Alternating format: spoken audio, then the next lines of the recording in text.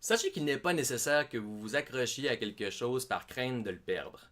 En fait, la vérité est que vous n'apprécierez jamais vraiment une chose à laquelle vous vous accrochez parce que la liberté est absolument essentielle si vous souhaitez devenir l'être humain que vous voulez devenir.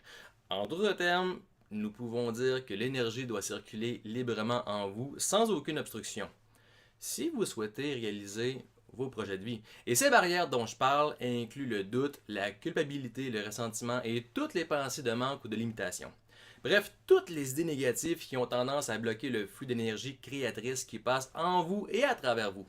Pour beaucoup de gens, le problème réside dans le fait qu'ils n'ont pas créé la place nécessaire pour l'objet de leur désir. Ce sont leurs vieilles pensées qui prennent toute la place. Pour comprendre le concept, comparez-le à un tuyau d'arrosage que vous utilisez pour arroser des plantes. Supposons que vous faites un nœud dans le tuyau. Même si l'eau est abondante à la source, elle s'écoulera goutte à goutte du tuyau. De la même manière, ces concepts négatifs que vous avez à l'esprit obstruent le passage des idées nouvelles et constructives.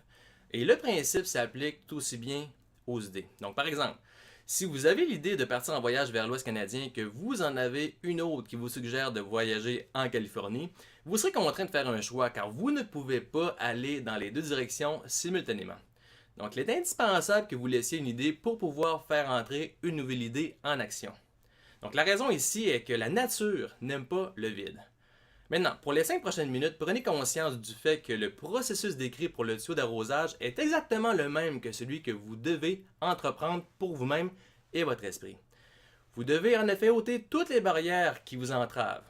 Abandonnez vos nœuds mentaux et vous découvrirez immédiatement que l'énergie créatrice ne manque pas à sa source.